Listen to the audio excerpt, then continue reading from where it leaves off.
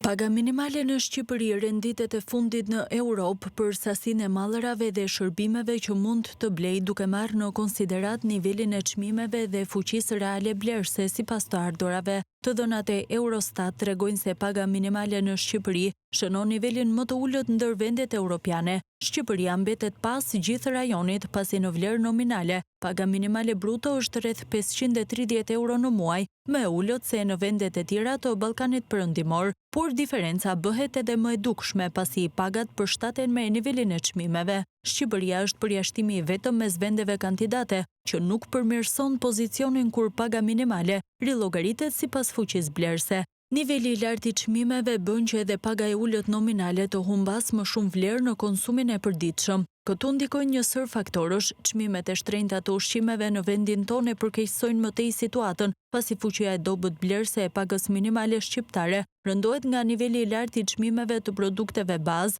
Në 2025 çmimet e ushqimeve në Shqipëri kaluan mesataren e EBE-s, ndonse të ardhurat dhe konsumi individual për frymë mbeten shumë të ulta. Çdo rritje e çmimeve të ushqimeve godet më fort buxhetin e një familje shqiptare sesa atë të një familje mesatare europiane. Pesha e lartë e ushqimeve lë më pak para në dispozicion për strehimin, energjinë, transportin, shëndetësinë, arsimin dhe kursimet, por niveli i lartë i çmimeve nuk kufizohet vetëm tek ushqimet. Të dhënat e krahasimit evropian për vitin 2025 tregojnë se shqiptarët paguajnë më shtrenjtë se mesatarja e EBE-s për disa mallra, nga qumshti dhe produktet e bulmetit, te pajisjet elektroshtëpiake dhe karburantet. Këto të fundit rëndojnë ndjeshëm fuqinë blerëse të pagave. Në 2025 nafta në Shqipëri kushtonte 10.5% më shumë se mesatarja europiane, ndonse paga minimale ishte shumë më e ulët se pothuajse në të gjitha ekonomitë e kontinentit. Pesha e lartë e taksave mbi karburantet dhe mënyra e strukturimit të tregut bëjnë që çmimet të mbeten ndër më të lartat në raport me të ardhurat.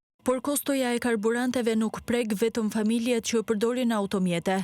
Ajo transmetohet edhe te çmimet e transportit, shpërndarjes dhe prodhimit, duke ndikuar tërthorazi në koston e ushqimeve dhe të mallrave të tjera të konsumit.